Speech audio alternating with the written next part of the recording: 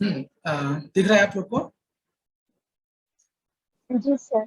हाँ, ये 6 मंत्र में हम लोगों ने देखा था कि कौन सा ऋतु जो है किस रूप में ग्रहण किया गया देवताओं के द्वारा। ठीक है, उसका जो है 7वें मंत्र में देखेंगे। ये चीजें थोड़ा सा याद रखेंगे आप लोग कि जो उस यज्ञ विशेष का जो नाम है साइनाचार्य के अनुसार जो है क्या लिया जाता है। ठीक है, उस पे आप लोग ये जो नाम है 5 यहाँ पे। ठीक है, पुरुष विशेष यज्ञ या सर्वभूत यज्ञ या मानस यज्ञ या बर्हिषि यज्ञ या सांकल्पिक यज्ञ, ये जो पांचों जो नाम आता है। ठीक है, ये साइनाचार्य अपने भाष्य में उस यज्ञ विशेष का नाम करते हैं कि इसी यज्ञ विशेष से जो है जितने अन्य सृष्टि इत्यादि के निर्माण, सृष्टि में कौन कौन से जीव उत्पन्न हुए उनके विषय में बताया गया है। तो ये 5 जो है ये सेम ही है, परिभाषित शब्द ही है इन यज्ञों का जो है। ये नाम आप याद रखेंगे सभी को। ठीक है, तो यज्ञ विशेष का नाम क्या है इसमें जो है आप लोग को याद रखना इसमें। उसके बाद जो है 7वां जो मंत्र है, चलिए सीलो से पढ़िए 7वें मंत्र को। जी सर। तम यज्ञं बर्हिषि प्रोक्ष्यन् पुरुषं जातं व्रतः तेन देवा अयजन्त साध्या ऋषिश्च ये। बहुत बढ़िया। तो देखिए यहाँ पे एक चीज आया है, ये बर्हिषि क्या मतलब है आकाश, इसका इसका क्या अर्थ है बर्हिषि का? हाँ, कौन बताना चाहेंगे? सर यज्ञ में बर्हिषि। ये बर्हिषि अभी जस्ट हमने देखा ना, उस यज्ञ विशेष का जो नाम है। ठीक है सर हाँ, ये जो है ना पांचों एक ही नाम है, ध्यान रखेंगे इसको। सर हाँ बोलो। मैंने जहाँ से पढ़ा है वहाँ तो दुर्वा दुर्वा पर लिखा है। दुर्वा? नहीं नहीं हाँ। नहीं नहीं, साइन भाष्य आप देखिए। साइन जब भी कोई प्रॉब्लम तो साइन भाष्य को देखिएगा। ठीक है, तो बर्हिषि का अर्थ जो है उस यज्ञ विशेष का नाम दिया जा रहा है कि उस यज्ञ विशेष में जो है सबसे पहले क्या किया गया था। ठीक है, तो देखिए यहाँ पे तो बर्हिषि जो है उस यज्ञ विशेष का नाम है। यहाँ पे जो तम सर्वनाम है किसके लिए प्रयोग किया गया है, कौन बताएंगे? हाँ, ये जो तम सर्वनाम है यहाँ पे किसके लिए प्रयोग किया गया है? पुरुष के लिए। ओके, कोई और बताना चाहेंगे? सर उस यज्ञ के लिए। चलिए, तो जो तम है, ठीक है, उस पुरुष के लिए आया है, ध्यान रखिए। यानी उस पुरुष को, यानी यहाँ पे जो पुरुष है, ठीक है, द्वितीय व्यक्ति एक वचन का, तो उस पुरुष को जो है सबसे पहले क्या किया गया है, बर्हिषि यज्ञ में, यानी उस यज्ञ विशेष में जो है अग्रतः, यानी सबसे पहले क्या किया गया, प्रोक्षण। प्रोक्षण का मतलब क्या होता है? हाँ, कौन बताएंगे प्रोक्षण का मतलब? प्रक्षालन करना। प्रक्षालन करना, यानी जल के द्वारा सबसे पहले। ठीक है, उस पुरुष विशेष को जो है उस यज्ञ में जो है सबसे पहले हविब इत्यादि के रूप में जो है प्रदान करने से पहले सबसे पहले क्या गया, प्रोक्षण, जल के द्वारा पवित्र किया गया। ठीक है, बहुत ही सिंपल यहाँ पे। तो आपको क्या याद रखना है इस लाइन में? एक तो तम जो है क्या है सर्वनाम में, किसके लिए प्रयोग किया गया, पुरुष के लिए प्रयोग किया गया। दूसरा क्या याद रखना है, ये जो बर्हिषि यज्ञ क्या है, उस यज्ञ विशेष का नाम है। ठीक है, तो इसमें कैसे क्वेश्चन आ सकते हैं, तो पूरा ना देकर बस इतना ही पूछेंगे, क्योंकि यदि ये पुरुषम जातम अग्रतः शब्द दे दिया जाएगा तो बहुत इजीली पता चल जाएगा ये पुरुष सूक्त से है। तो मैक्सिमम पॉसिबिलिटी है कि इस वाले लाइन को दिया जा सकता है। ठीक है, उसके बाद जस्ट नीचे जाएंगे तो यहाँ पे 2 शब्द है, एक तो ऋषि, ऋषि और देवा यानी देवता। क्या क्या नीचे लाइन में देखिए कि उस यज्ञ विशेष को कौन कर रहे थे, देवता और ऋषि। देवता और ऋषि दोनों ने मिलकर, ठीक है, साध्य, साध्य का मतलब यहाँ पे कि कैसे हम सृष्टि का जो है सृष्टि का उत्पन्न किया जाए, कैसे सृष्टि से संबंधित विषय वस्तु उत्पन्न किया जाए, अयजंतः मतलब उत्पन्न करना। तो देवताओं और ऋषियों ने दोनों ने मिलकर, ठीक है, तीन शब्द किसके लिए आया यहाँ पे? बताइए। कौन बताएंगे? देवता विशेष। हाँ नहीं, उस यज्ञ विशेष के द्वारा, यानी उस यज्ञ में जो पुरुष की जो हवि दी जा रही है, उस यज्ञ विशेष के द्वारा देवता और ऋषियों ने जो है साध्या सृष्टि संबंधी विषयों को जो है, सृष्टि संबंधी, ठीक है, विषयों को जो उत्पन्न किया उस यज्ञ के सहायता के द्वारा। ठीक है, तो नीचे वाली लाइन जो है पूरा जो है एग्जाम के तौर पे आ सकते हैं। ठीक है, तो ध्यान रखिएगा, ये नीचे वाला पूरा कोटेशन, ऊपर वाले में बस इतना ही तक आप ध्यान रखेंगे, फोकस रखेंगे। यानी देवताओं और ऋषियों ने दोनों ने मिलकर जो है सृष्टि संबंधी विषयों को जो है उत्पन्न किया, किसकी सहायता के द्वारा? तेन, यानी उस पुरुष रूपी यज्ञ के सहायता के द्वारा। ठीक है, बहुत ही सिंपल अर्थ है यहाँ पे। और साध्य शब्द का मतलब है कि जो सृष्टि, ये जो अर्थ यहाँ पे जो भी आप अर्थ देख रहे हो सब सायणाचार्य के द्वारा ही अर्थ है। ठीक है, साध्य का अर्थ है कि जो सृष्टि उत्पन्न करने में जो भी साधन है, जो भी आपको सहयोग प्रदान कर रहे हैं, ऐसे वस्तु का जो है प्रयोग करना उस यज्ञ विशेष। ठीक है, तो बहुत सिंपल अर्थ है। इसका जो 8वां जो मंत्र विशेष है, इसमें ये बताया गया है कि इससे पहले जो हमने देखा कि वसंत ऋतु किस रूप में ग्रहण किया गया था। ठीक है, उसके बाद जो है ग्रीष्म ऋतु किस रूप में था, शरद ऋतु किस रूप में, उसी प्रकार से यहाँ पे भी जो उसी पुरुष रूपी यज्ञ के द्वारा क्या क्या उत्पन्न हुआ। यहाँ पे आप देख रहे होंगे, सबसे पहले आपको दिख रहा होगा कि कुछ जीव हैं जो वायु में जो है वो भ्रमण करते हैं। कुछ जीव जो है यहाँ पे आप जंगली जीव देख पा रहे होंगे, और कुछ जो है पालतू जीव है। ठीक है, तो ये 3 चीजें अर्थात उस यज्ञ विशेष से क्या क्या उत्पन्न हुआ है उसके विषय में यहाँ पे बताया गया। हाँ पवन, पढ़िए इस मंत्र विशेष को।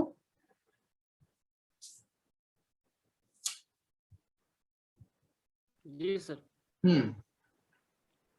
तस्मात् यज्ञात् सर्वभूत संभृत पृष्ठ आज्यम वसुन ताश्चक्रे नारायण ग्रामश्चये।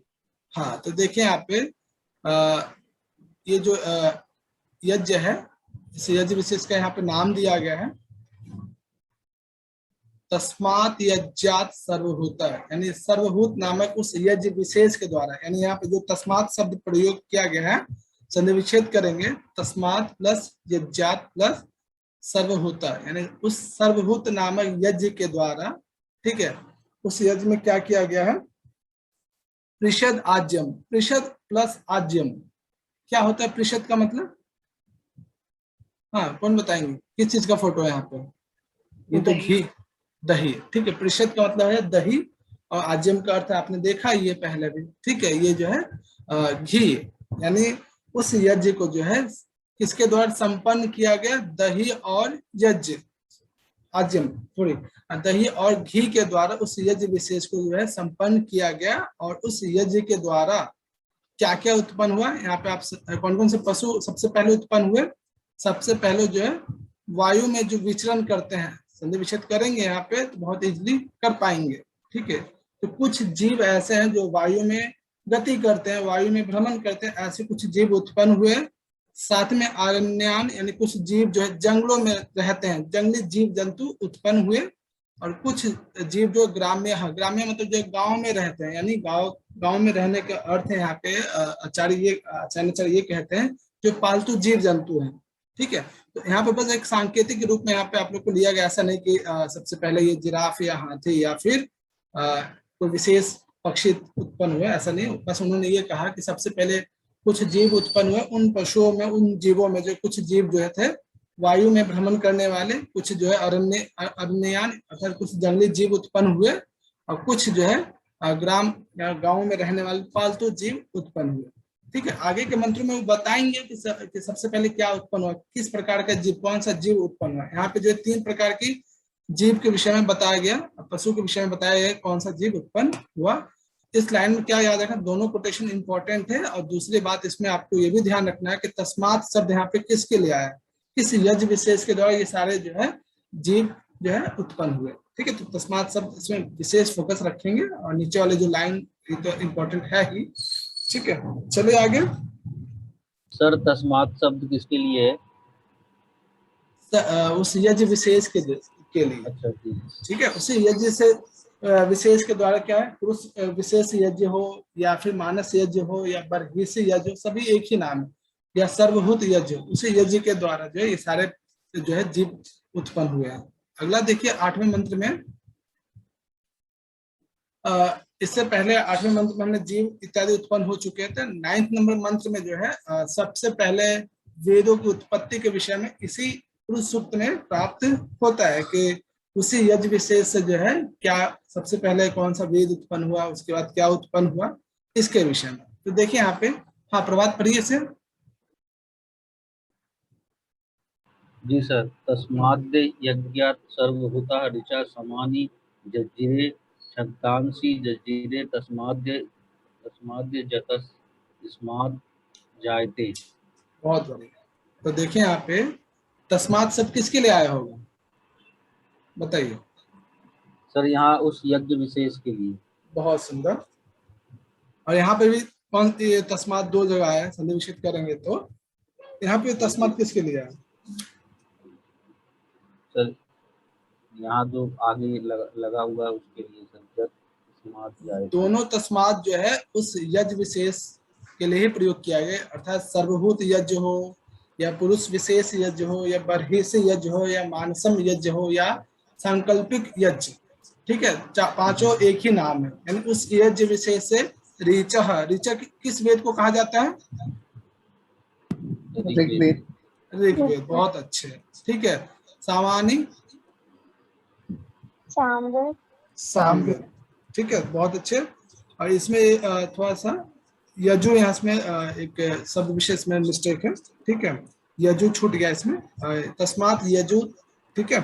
और साथ ही साथ यानी ऋग्वेद, सामवेद, यजुर्वेद उत्पन्न हुए।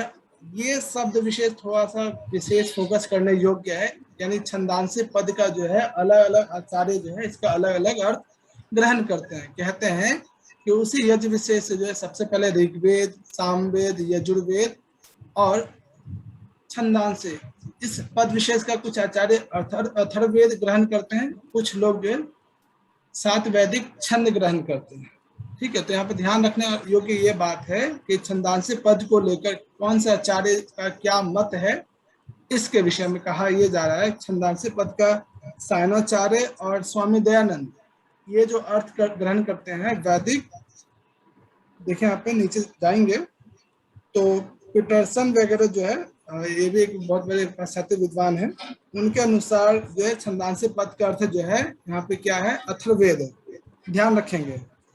लेकिन जैसे सायणाचार्य के अनुसार देखा जाए तो सायणाचार्य जो छंदांशी पद का अर्थ गायत्री इत्यादि 7 वैदिक छंद करते हैं, ठीक है। इस बात को इसमें आप ध्यान रखेंगे कि सायणाचार्य के अनुसार छंदांशी पद का अर्थ क्या है, गायत्री इत्यादि जो 7 वैदिक छंद है उसकी बात करते हैं, जबकि स्वामी दयानंद और पीटरसन नामक पाश्चात्य विद्वान इस छंदांशी पद का अर्थ जो है अथर्ववेद ग्रहण करते हैं, ठीक है। तो यदि क्वेश्चन हो कि छंदांशी पद का सायणाचार्य के अनुसार क्या अर्थ है, तो 7 वैदिक छंद, और स्वामी दयानंद या पीटरसन के अनुसार क्या अर्थ है, वो अथर्ववेद, ठीक है। यानी उसी यज्ञ विशेष से सामवेद, ठीक है, ऋग्वेद, यजुर्वेद और अथर्ववेद जो है उत्पन्न हुआ, ठीक है। बहुत सिंपल है, यहाँ पे आगे के मंत्र विषय बहुत ही सिंपल ही है। इस चीज को जो है छंदांशी पद के जो है सायणाचार्य जो है 7 वैदिक छंद करते हैं। कोई बताएंगे 7 वैदिक छंद क्रम के अनुसार कौन कौन से हैं, कौन बताना चाहेंगे?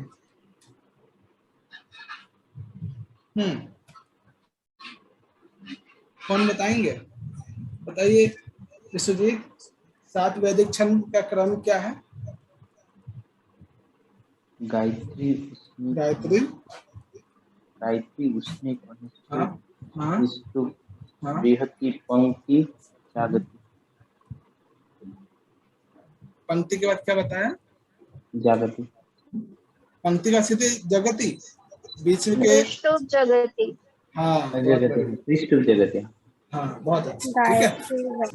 हाँ, छंद विशेष में हम लोग विस्तार रूप से पढ़ेंगे। चलिए, तो ये जो है मंत्र विशेष में, हाँ बोलो, एक बार फिर से बोल दीजिए। गायत्री पढ़ेंगे विश्वजीत, प्रभात पढ़ेंगे, अभी निरुक्त में भी पढ़ेंगे, कई बार वो छंद का नाम आएगा, वेदांग वाले में भी पढ़ेंगे हम लोग, ठीक है। चलिए देखिए, हाँ अब देखिए 8वें वाले मंत्र में जहां तक हम लोगों ने देखा कि 8वें मंत्र में जो है 3 प्रकार के जीव उत्पन्न हुए, कुछ वायु में भ्रमण करने वाले, कुछ अरण्य जीव, कुछ ग्राम्य जीव। 10वें मंत्र में वह स्पष्ट रूप से कह देते हैं, बताते हैं कि कौन से जीव उत्पन्न उस यज्ञ विशेष के द्वारा हुआ। ठीक है, तो देखिए यहाँ पे, हाँ प्रियंका इस मंत्र को पढ़िए, 10वें वाले मंत्र को। जी। तस्माद् अश्व अजायन्त ये के चोभ्य दतः गावो हा यगिरि तस्माद् अस्मात् जाता अजावय। हाँ देखिए बहुत अच्छे। तस्मात्, तस्मात् पद किसके लिए प्रयोग किया गया होगा, भारती जी बताइए।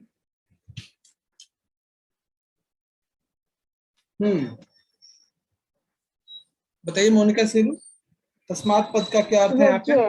यज्ञ के लिए। किस यज्ञ विशेष से? वो क्या नाम है, बहिर्षि यज्ञ जो है। हाँ, बर्हिषि यज्ञ या सर्वभूत यज्ञ या मानसम यज्ञ, सब एक ही अर्थ है। ठीक है, तो उस यज्ञ विशेष से अश्वः, यानी सबसे पहले जो है अश्व नामक जो है जीव उत्पन्न हुआ। ठीक है, बहुत सिंपल अर्थ भी है, यहाँ पे देख सकते हैं। और उसके बाद अजायंतः, अजायंत मतलब उत्पन्न होना। ठीक है, और यहाँ पे दूसरा जो पद है सन्निवेशित करेंगे यहाँ पे। ठीक है, च प्लस उभय दत्तः, उभय कहते हैं जिसको ऊपर नीचे दोनों जो है, ऊपर नीचे दोनों दांत होते हैं। तो बहुत सारे ऐसा जीव है जैसे अश्व है, ठीक है, जिसके ऊपर नीचे दोनों प्रकार में जो है दांत होते हैं। तो दत्तः, दत्त का मतलब है दांत, ठीक है, तीत। तो उसी यज्ञ विशेष से अश्व नामक जो जीव उत्पन्न हुए, और कुछ जो है जीव ऐसे उत्पन्न हुए जिनके ऊपर नीचे उभयतः, ठीक है, उभय मतलब ऊपर नीचे दोनों प्रकार के जो दांत थे, ऐसे जीव उत्पन्न हुए। साथ ही साथ उसी यज्ञ के द्वारा गावो, ठीक है, यानी कुछ जो है गाय विशेष नाम के जीव उत्पन्न हुए, ध्यान रखेंगे यहाँ पे। और इस पद को देखेंगे, संधि विच्छेद कौन बताएगा? आकाश बताओगे इस पद का एक संधि विच्छेद? हाँ, अज प्लस अवाय। अवाय, बहुत अच्छा, अवय, बहुत अच्छा। यानी अज का मतलब होता है बकरी, ठीक है, और अव्यय मतलब भेड़, यानी उसी यज्ञ विशेष के द्वारा जो है गाय, अज यानी बकरी और भेड़ उत्पन्न हुए। तस्मात् अजायत अजावय, अर्थात भेड़ और बकरी, साथ में गाय और अश्व, ये सभी जीव जो है उत्पन्न हुए। बहुत सिंपल जो है मंत्र है, तो सूत्र का कुछ ऐसा नहीं, कुछ लिस्ट शब्द विशेष इसमें आपको मिलेगा। सर हाँ बोलो। इस मंत्र से तो इस्लामिक कनेक्शन भी दिखाई पड़ते हैं। सब बातें नहीं करता, ऐसा कुछ भी नहीं है। चलिए, कोई भी मंत्र विशेष किसी धर्म विशेष को नहीं बताता है। चलिए देखिए यहाँ पे, तो ये मंत्र विशेष में आपको बस ये ध्यान रखना है कि कौन सा जीव उत्पन्न यहाँ पे हुआ है। ठीक है, 11वें वाले मंत्र में जो है देखिए यहाँ पे, हाँ आकाश पढ़िए इस मंत्र को। यत् पुरुषम वेदु कथिता वे कल्पयन मुख किमश्य को बाहु का उरु पादा। बहुत अच्छे। देखिए इस मंत्र में ये कहा गया है कि जब देवताओं और ऋषियों ने दोनों ने मिलकर इस यज्ञ विशेष को किया, तो उससे जो उस पुरुष के द्वारा जो एक विराट पुरुष उत्पन्न हुआ था, तो उस पुरुष का मुख क्या था? ठीक है, यहाँ पे प्रश्न खुद यहाँ पे जो है ऋषि जो है वो कहते हैं कि यद पुरुषम वह दधु कतिधा विकल्पन, यानी उस देवताओं और ऋषियों के द्वारा उस पुरुष की सहायता के द्वारा, ठीक है, जब वो यज्ञ किया जाता है तो उस पुरुष के द्वारा एक विराट पुरुष उत्पन्न होता है। तो उस विराट पुरुष के मत्स्य मुख क्या था, यानी ठीक है, को बाहु उसकी भुजा क्या थी, का उरु जो पाठ है क्या था, पादा किम उच्यते, और पाद क्या था। ठीक है, यहाँ पे जो है उस पुरुष विशेष के शरीर रूपी यज्ञ अवयव क्या क्या थे, उस रूप में जो है यहाँ पे इस मंत्र में पूछा जा रहा है ऋषि के द्वारा। ठीक है, यहाँ प्रश्न करते हैं ऋषि। इस सूक्त के ऋषि कौन है, कौन बताएंगे? नारायण। और परमेष्टि प्रजापति किसके हैं? नासदी नासदी, नासदी। बहुत बहुत अच्छे, ठीक है। तो ऊपर वाले अब इसमें कैसे क्वेश्चन आ सर। सकता है? हाँ बोलो। तो ये स्वयं से कर दें प्रश्न। पूछ रहे हैं, हाँ स्वयं से, ठीक है। जब वो पुरुष उत्पन्न हुआ तो उसका जो है मतलब आने वाली पीढ़ी के लिए यहाँ पे क्वेश्चन करते हैं कि कोई पूछेगा कि इस पुरुष विशेष के अवयव रूप शरीर के अवयव रूपी पार्ट क्या थे, अंग विशेष क्या थे, ठीक है। यहाँ पे आगे के मंत्र में वो बताते हैं कि उस पुरुष विशेष का मुख क्या है, बाहु क्या है, उरु पार्ट क्या है, ठीक है, इत्यादि क्या है, आगे वो बताएंगे। तो इस लाइन को, पूरे लाइन को याद रखना आपको। उसके बाद जो है आगे के मंत्र में जस्ट 12वां जो मंत्र है, यदि आप फोटो भी देख लेंगे तो फोटो देख कर भी चीजें आपको स्पष्ट हो जाएगी, ठीक है, कि उस पुरुष विशेष के द्वारा। बस यहाँ पे ये जो फोटो है, ऐसा नहीं कि ये पुरुष ही है, ये बस एक सांकेतिक रूप में यहाँ पे आप लोग को बताया जा रहा है, ठीक है। ऐसा नहीं कि यही है उस पुरुष विशेष का। यहाँ तक अभी तक किसी भी आचार्य विशेष ने स्पष्ट रूप से नहीं बताया कि वो पुरुष विशेष क्या है, ठीक है। ऐसा नहीं ये पुरुष है, बस एक सांकेतिक रूप में यहाँ पे आप लोग को दिखाया जा रहा है। तो देखिए यहाँ पे बहुत सिंपल है। यहाँ पे जो है ये मुख है, मुख रूपी पुरुष के अवयव के द्वारा जो है क्या उत्पन्न हुआ, ये जो है ब्राह्मण उत्पन्न हुए। शरीर के बाहु रूपी अवयव के द्वारा क्षत्रिय, ठीक है, मंत्र में अभी जस्ट दिखाऊंगा। और उरु पाठ से जो है वो जो है वैश्व उत्पन्न हुए। और पादाभ्याम पैरों से जो है सूत्र नामक वर्ण की उत्पत्ति हुई। यानी सबसे पहले वर्ण व्यवस्था का जो वर्णन है इसी सूक्त में प्राप्त होता है कि उस पुरुष रूपी यज्ञ के द्वारा जो विराट पुरुष उत्पन्न हुआ, उस पुरुष के मुख क्या थे, बाहु क्या था, उरु भाग क्या था और पाद भाग क्या है, इसके विषय में यहाँ पे वर्णन किया गया है। और ये मंत्र विशेष में एक पद बहुत ही इंपॉर्टेंट है, अभी हम लोग मंत्र भी देखेंगे। ये फिगर आप लोग याद रखेंगे तो मंत्र के अर्थ भी आप बहुत इजीली कर पाएंगे। हाँ आकाश पढ़िए इस मंत्र को, 12वें नंबर मंत्र को। ब्राह्मणोश्च मुखा मासी दाहु राजन्य कृता पुरु तदस्य यद्वेषः पदायाम सूत्रो अजा अज आयत। हाँ क्या अर्थ हो जाएगा आकाश इसका? यही सिंपल ही है कि मुख से ब्राह्मण और जो बाहु है उससे राजन्य, राजन्य का अर्थ यहाँ पे क्षत्रिय के अर्थ में वो ले रहे होंगे। और उरु से जो है वो वैश्य वर्ण की उत्पत्ति, और जो आप हमारे पाद है पैर उससे शूद्र वर्ण की। हाँ ठीक है, बहुत सिंपल ये मंत्र है और ये कई बार एग्जाम में ये क्वेश्चन पूछा गया मैचिंग के लिए, ठीक है। मैचिंग के लिए दे दिया गया कि मुख से क्या उत्पन्न हुए, बाहु से क्या उत्पन्न है, उरु पाठ से क्या उत्पन्न हुआ, पैरों से क्या उत्पन्न हुए, ठीक है। ये मैचिंग के लिए एग्जाम में कई बार पूछा भी गया। साथ ही साथ ये भी प्रश्न पूछा गया कि किस सूक्त में वर्ण व्यवस्था के सबसे पहले वर्णन प्राप्त होता है, ठीक है। और इसमें एक पद है राजन्य, ठीक है। राजन्य का मतलब कोई राजा विशेष की बात नहीं की जा रही है, यहाँ पे क्षत्रिय विशेष वर्ण की बात की जा रही है, ठीक है। ये पद आप लोग बहुत फोकस से ध्यान रखेंगे। राजन्य का मतलब क्षत्रिय वर्ण, ठीक है। बाकी सब तो बहुत ही कॉमन है, वैश्य, शूद्र, ब्राह्मण और राजन्य, ठीक है। ये चार चीजें आप लोग ध्यान रखेंगे, मैचिंग के तौर पे पूछा गया एग्जाम में, ठीक है। उसके बाद जो है अगला जो है मंत्र विशेष, यहाँ पे बहुत सिंपल है। यहाँ पे ये कहा जा रहा है सेम चीज कि मुख से क्या उत्पन्न हुए, नेत्र से क्या उत्पन्न हुए। उसके बाद जो है यहाँ पे जो है आप ये मस्तिष्क ना समझें, यहाँ पे ये जो है चंद्र या चंद्रमा, ये मन की बात की जा रही है, ठीक है, कि मन से क्या उत्पन्न हुआ। यहाँ पे सिर या मस्तिष्क मत लीजिएगा, मन, ठीक है।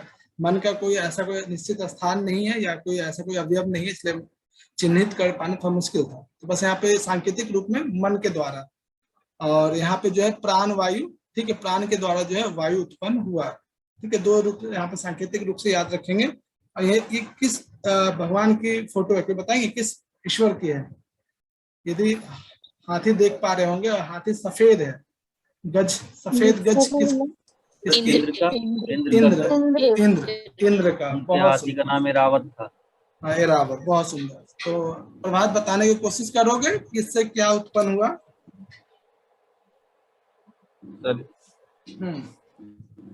चंद्रमा किससे उत्पन्न हुआ? यानी उस पुरुष रूपी जो पुरुष था, विराट पुरुष, उसके मन के द्वारा जो है चंद्रमा मनसो जाता है। बहुत सिंपल उसके मंत्र विशेष अभी हम लोग देखेंगे। तो पुरुष के मन के द्वारा जो है चंद्रमा की उत्पत्ति हुई, ठीक है। पुरुष के मुख्य के द्वारा इंद्र और अग्नि, और सूर्य जो है आपके मुख्य ये नेत्र के द्वारा, चक्षु के द्वारा, और प्राण के द्वारा जो है वायु उत्पन्न हुआ। बस ये आपको ध्यान रखना, फोटो याद होगा तो बहुत इजीली इसके मंत्र भी कर पाएंगे। जैसे यहाँ पे मंत्र विशेष देखेंगे तो देखिए ये भी मंत्र कई बार एग्जाम में पूछा गया है, ठीक है। तो देखिए आप नीचे, हाँ परिस्मिता पढ़िए इस मंत्र को। सर मेरा थोड़ा प्रॉब्लम है।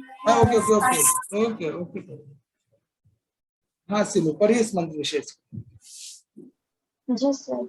हाँ चंद्रमा मनसो जातश्चक्षौ सूर्यो अजायत मुखाद इंद्र अग्निशज प्राणाद वायु जायत। बहुत सुंदर। इसका अर्थ क्या हो जाएगा सिलू? सर इसका होगा कि जो मन है उससे चंद्रमा, और चक्षु से सूर्य, मुख से इंद्र और अग्नि, प्राण से वायु उत्पन्न। बहुत अच्छा, ठीक है। तो बहुत सिंपल है कि पुरुष रूपी उस यज्ञ के द्वारा जो विराट पुरुष उत्पन्न हुआ, उसके मन से क्या उत्पन्न हुआ? चंद्रमा, चक्षु से जो है सूर्य, और मुख से जो है इंद्र और अग्नि, और प्राण से वायु उत्पन्न हुए, ठीक है। तो बहुत सिंपल है। ये जो इससे पहले जो मंत्र में हमने देखा, तो वहाँ पे वर्ण व्यवस्था की बात की जा रही है, यहाँ पे जो है चंद्रमा, सूर्य, इंद्र, अग्नि और वायु की बात की जा रही है, ठीक है। इसे बहुत फोकस करके याद रखें। इसमें भी मैचिंग के तौर पे पूछा गया था, ब्लैंक्स के तौर पे पूछा गया था, या कोटेशन के तौर पे भी पूछा गया है, ठीक है। जैसे ये कंप्लीट होगा, कल हम लोग इससे संबंधित मंत्र पे क्वेश्चंस जो आ चुके हैं वो देखेंगे। उसके बाद जो है यहाँ पे जो है इसमें भी जो है 14 नंबर जो मंत्र है, देख पा रहे हो आप लोग? देखिए आप यहाँ पे इस मंत्र में देखेंगे, बस ये सांकेतिक रूप में लिया गया है। वास्तव में ऐसा स्वर्ग होता है कि नहीं होता है पता नहीं, ठीक है। तो देखिए यहाँ पे ये जो है पुरुष रूपी जो स्वर्ग की बात करते हैं 14वें नंबर मंत्र में, ये सिरस पार्ट है, सिर, ठीक है। ध्यान रखेंगे ये जो सिर जो है, सिर से क्या उत्पन्न हुआ, नाभि से क्या उत्पन्न हुआ, पैरों से क्या उत्पन्न हुआ, और यहाँ पे जो अवयव है वो स्रोत है यानी कर्ण, ठीक है। कान से क्या उत्पन्न हुए इसकी बात की जा रही है। तो इस मंत्र विशेष में पैरों से जो है ये जो धरती है, ये भूमि है, ये उत्पन्न हुए, और कर्ण से जो है ये यहाँ पे क्या लिखा हुआ है ये बताएंगे क्या है? जूम करके देख सकते हैं आप लोग। हाँ क्या? दिशाएं, बहुत सुंदर, ठीक है। और सिर से जो है ये स्वर्ग लोक यानी द्यूलोक की उत्पत्ति हुई है, और नाभि से जो है अंतरिक्ष लोक की, ये मतलब अंतरिक्ष का फोटो है, ठीक है। अंतरिक्ष लोक की जो है उत्पत्ति होती है। इसमें आपको ध्यान रखना है नाभि से क्या उत्पन्न हुआ है, पदभ्याम पैरों से क्या उत्पन्न हुए, उसके बाद जो है स्रोत यानी कान से या कर्ण से क्या उत्पन्न हुए, और सिर जो पार्ट है, सिरस जो पार्ट है उससे क्या उत्पन्न हुआ, उसके विषय में अगला जो मंत्र विशेष है 14वां नंबर मंत्र, उसमें ये कहा गया है। तो देखिए मंत्र विशेष देख सकते हैं।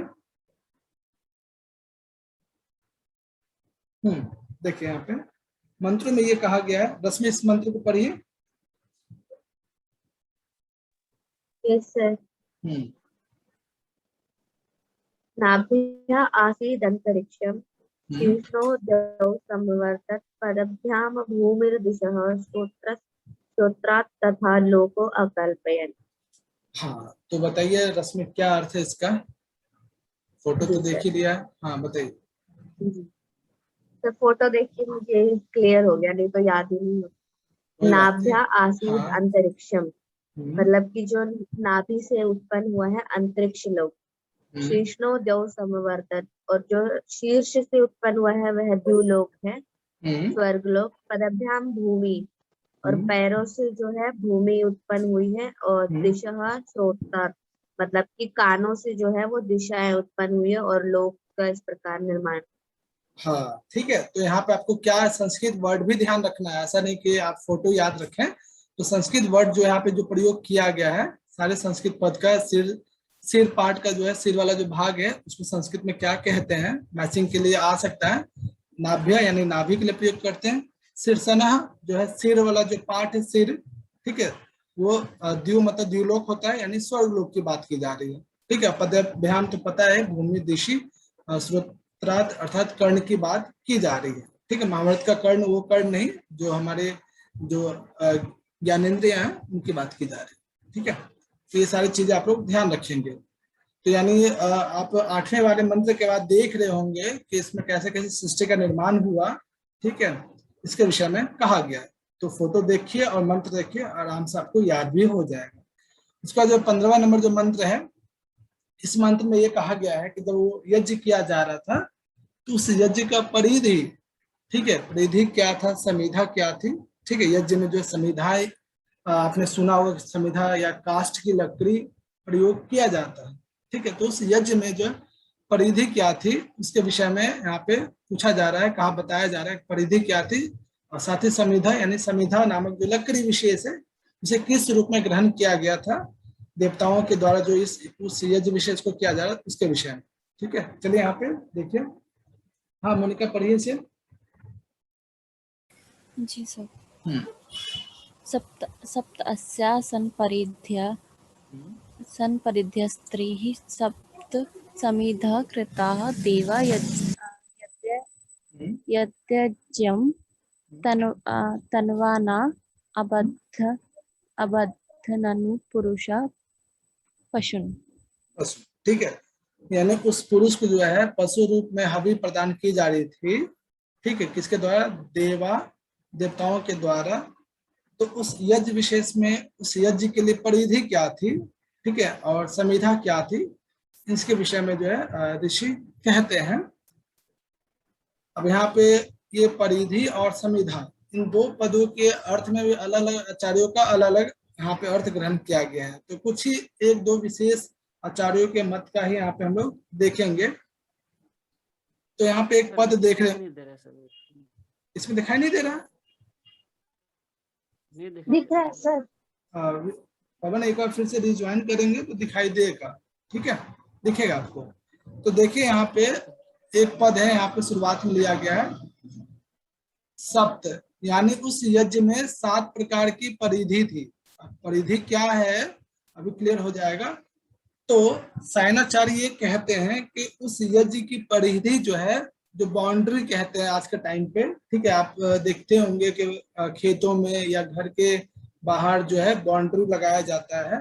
ठीक है, तो उस यज्ञ के लिए जो गायत्री से लेकर जगती तक जो 7 वैदिक छंद है, वही उस यज्ञ विशेष का यज्ञम, उस यज्ञ के लिए जो है परिधि का कार्य कर रहा था, बाउंड्री का कार्य कर रहा था। ठीक है, उसका त्रिसप्ताह समिधा, 3 × 7 × 21, यानी उस यज्ञ में 21 प्रकार की समिधाओं का प्रयोग किया जा रहा था। अब ये जो 21 जो संख्या है, यह मतभेद है। मतभेद का मतलब अलग अलग आचार्य जो है 21 प्रकार की जो समिधा का अर्थ जो है, अलग अलग आचार्य अलग अलग अर्थ ग्रहण करते हैं। सायणाचार्य क्या मानते हैं और इसमें स्वामी दयानंद क्या मानते हैं, उनमें से एक मत जो है हम लोग देखेंगे। देखिए, उस यज्ञ में 7 वैदिक जो छंद है, उस यज्ञ का क्या था, परिधि थी, और 21 प्रकार की समिधा का प्रयोग उस यज्ञ में किया जा रहा था। देवा यत यज्ञम तन्वाना, यानी उस यज्ञ विशेष को संपन्न करने के लिए उस पुरुष रूपी यज्ञ में जो है पुरुष को जो पशु के रूप में जो हवि प्रदान की जा रही थी, तो उस यज्ञ में जो है समिधाएं क्या थी और परिधि क्या थी, इसके विषय में ये 15 नंबर कोटेशन में कहा जा रहा है। तो जस्ट नीचे जाएंगे तो देखिए इस चीज को ध्यान रखेंगे कि जो 7 परिधि की बात करते हैं यहाँ पे, सप्त परिधि है, यानी 7 वैदिक जो छंद है सायणाचार्य के अनुसार, और 3 सप्ताह यानी 3 × 7, यानी जो है यहाँ पे 21 समिधा की बात की जा रही है। 21 समिधा जो है सायणाचार्य इसका क्या अर्थ ग्रहण करते हैं, चलिए। हाँ पवन, इस नीचे वाली लाइन को पढ़िए, क्या कहता है? हाँ पवन। हाँ भारती जी पढ़िए से नीचे वाली लाइन, द्वादश। हाँ द्वादश मासाः पंच ऋतवः त्रय इमे लोका असौ आदित्य एकविंशः। ठीक है, तो देखिए यहाँ पे सायणाचार्य का मत ये है कि जो 21 प्रकार की जो संविधा क्या की है, द्वादश मास है, यानी जो 12 महीने हैं, जो 12 मास है, ठीक है, 12 मास, पंच ऋतु, 5 प्रकार के ऋतु, त्रयम इमे लोक, 3 प्रकार के जो लोक हैं, पृथ्वी लोक, स्वर्ग लोक और पाताल लोक, ये आ जाएंगे, और असो आदित्य, और एक जो है आदित्य, यानी जो सूर्य की बात की जा रही है, ये सभी टोटल मिलकर जो 21 होते हैं, इनको ही क्या करते हैं, उस यज्ञ का संविधा के रूप में जो प्रयोग किया गया है। ठीक है, तो ये चीजें आप लोग ध्यान रखेंगे। ये जो दोनों जो मत है सायणाचार्य के अनुसार है, उस यज्ञ की परिधि क्या थी और उस यज्ञ का संविधा क्या था, सायणाचार्य के अनुसार क्या है। स्वामी दयानंद इसका अर्थ अलग करते हैं, वो कहते हैं कि उस 21 प्रकार की जो संविधा है, महत, अहंकार, पंच ज्ञानेन्द्रिय, पंच कर्मेंद्रिय, पंच महाभूत, पंच तन्मात्रा, सत्व रजस तमस, ये जो है ग्रहण करते हैं। ठीक है, तो भी आप लोग यदि याद रख सकते हैं तो याद कीजिएगा, अन्यथा तो कम से कम साइन वाला जरूर ध्यान रखेंगे। ठीक है, तो 3 प्रकार 21 प्रकार की संविधा क्या थी, और 7 प्रकार के वैदिक छंद ही उस यज्ञ विशेष के क्या थे, परिधि थी। हाँ प्रियंका बताइए 21 प्रकार की संविधा क्या था? साइन के अनुसार तो 7 वैदिक मंत्र। ओके, नहीं संविधा, संविधा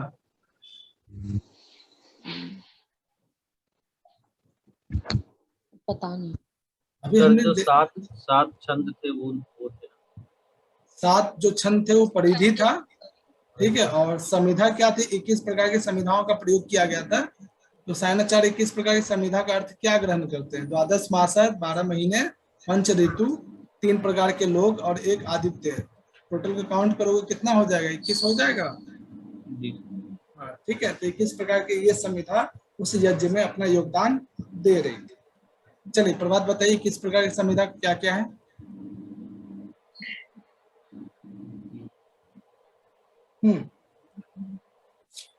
बताइए आकाश। सर इसमें 12 महीने हैं, 5 ऋतु है, 3 लोक हैं, और बचे हुए 2 जो हैं वो आदित्य और एक नाम भूल रहा हूँ। 12 मास, 5 ऋतु, 3 लोक और एक आदित्य। ठीक है, चले बहुत अच्छे। हाँ आकाश इस मंत्र को पढ़िए आप। यज्ञेन यज्ञमय जनता देवास्तिनी धर्मानि प्रथमान्यसन् तेहि नाकं महिमानः सचन्त यत्र पूर्व साध्या सन्ति देव। चल बहुत अच्छे। आकांक्षा इस मंत्र में कौन सा छंद है? हाँ आकांक्षा बताइए, इस मंत्र में कौन सा छंद है? इसमें अनुष्टुप छंद है। अच्छा इसमें अनुष्टुप है। पूरे मंत्र में इससे पहले जितने मंत्र पढ़े उसमें कौन सा छंद है फिर? अनुष्टुप है और इसमें दृष्टुप है। ये मंत्र विशेष काफी महत्वपूर्ण है, क्योंकि इस मंत्र विशेष में छंद जो है अलग है। यानी पुरुष सूक्त में 1 से लेकर 15 तक के जो भी मंत्र हैं उसमें अनुष्टुप छंद है, और इस वाले मंत्र में जो 16 नंबर जो मंत्र है उसमें त्रिष्टुप छंद है। तो इस मंत्र विशेष को याद रखेंगे, एग्जाम में आ चुका ये मंत्र दिया गया था, एक छोटा सा पाठ, एक चरण दिया गया था, पूछा गया था इसमें कौन सा छंद है। ठीक है, तो 16वां नंबर मंत्र जो है बहुत विशेष रूप से याद रखेंगे इसमें। ठीक है, इस 16वें नंबर मंत्र में जितने भी 4 चरण है यहाँ पे, तो 4 चरणों में जो है, ठीक है, कौन सा छंद है याद रखें। देखिए अंतिम इस मंत्र विशेष में एक पद बहुत इंपॉर्टेंट है, नाकम। नाकम का अर्थ क्या है ये बताएंगे? फोटो देख के भी बता सकते हैं आप लोग। हाँ नाकम की बात, नाकम मतलब क्या है, या नाक का मतलब क्या है? सर इसे देख के लग रहा है स्वर्ग है। स्वर्ग लोक, ठीक है, ध्यान रखेंगे। तो नाकम का मतलब यहाँ पे स्वर्ग लोक की बात की जा रही है। तो यहाँ पे ये कहा जा रहा है कि जो देवता है, ठीक है, स्वर्ग लोक में तो सामान्य मनुष्य तो वहां जा नहीं सकते हैं ना, तो देखिए यहाँ पे थोड़ी सी जो ये कहा गया है कि स्वर्ग लोक के विषय में कहा गया, और साथ ही साथ उस यज्ञ विशेष के द्वारा क्या क्या उत्पन्न हुआ वो सब हम लोगों ने पहले देख ही लिया। तो देखिए यहाँ पे इस मंत्र विशेष में कोई बताना चाहेंगे इस मंत्र विशेष में क्या वर्णन है? कौन बताना चाहेंगे? सर उपासना से प्राप्त फल का वर्णन किया जा रहा है। जो उपासना से प्राप्त फल क्या वर्णन है बताइए।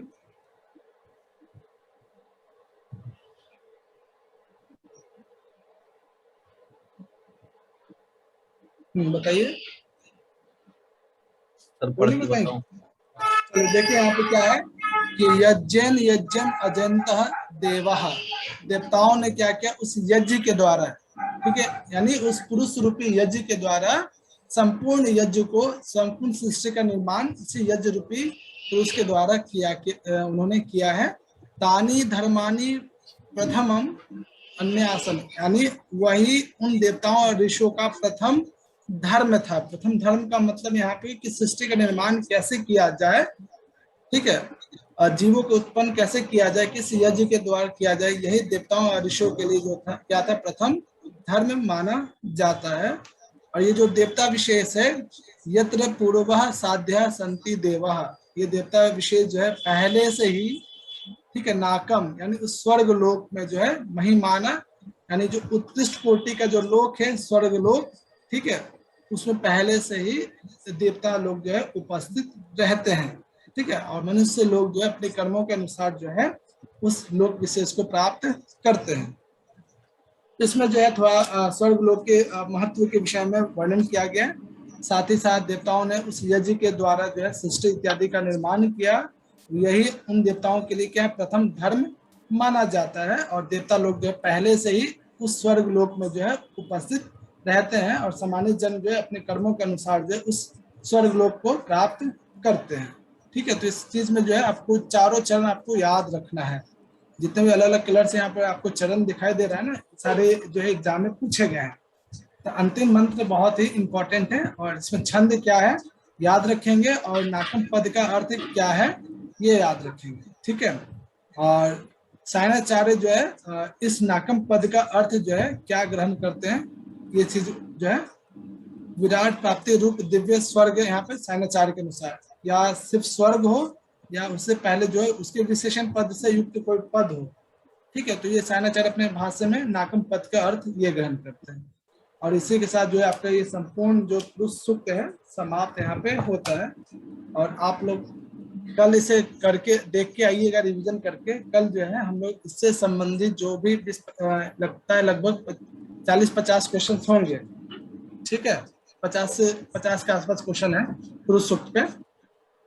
तो अच्छे से पुरुष सूक्त को पढ़ के आइएगा, जितना हम लोगों ने क्लास में देखा है हर तरीके से किसी पद विशेष का अर्थ क्या है जैसे भी क्लास में बताया गया है हर तरीके से आप लोग को पढ़ के आना है, इसमें रिवीजन करके आना है। कल की क्लास बिल्कुल मिस मत करें कोई। और आकांक्षा लेट कैसे हो गया? सर वो थोड़ा उठने में लेट हो गया। चलिए आगे से ध्यान रखिए, बहुत सारी चीजें आपकी छूट गई हैं।